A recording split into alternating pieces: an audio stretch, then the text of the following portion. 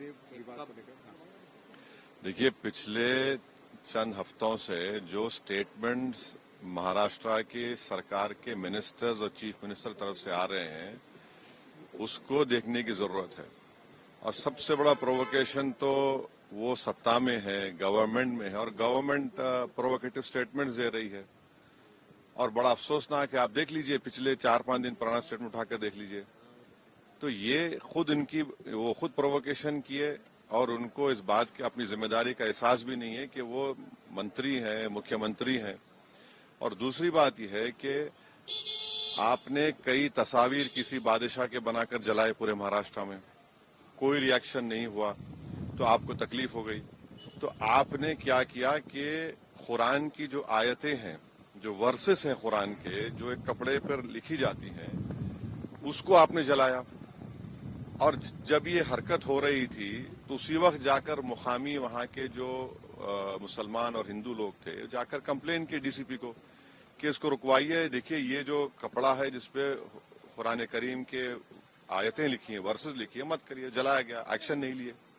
उसके बाद शाम में ये सब चीजें हुई। मैं उसका कंडेम करता हूँ वायलेंस का, मगर इसको टोटल देखिए आप कि जो स्टेटमेंट्स एमिनेट हुए हैं, जो स्टेटमेंट दिए गए हैं मिनिस्टर्स की तरफ से, अभी भी दिए जा रहे हैं।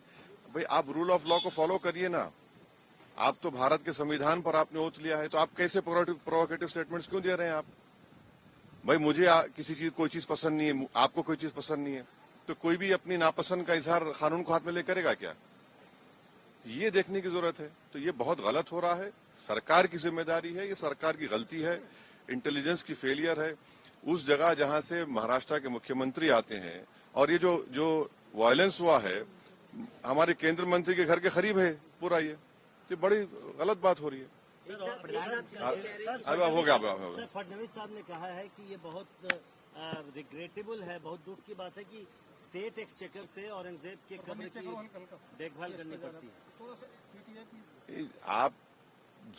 आप सत्ता में हैं, आपके जो आइडियोलॉजी है उसको बाजू रखिए।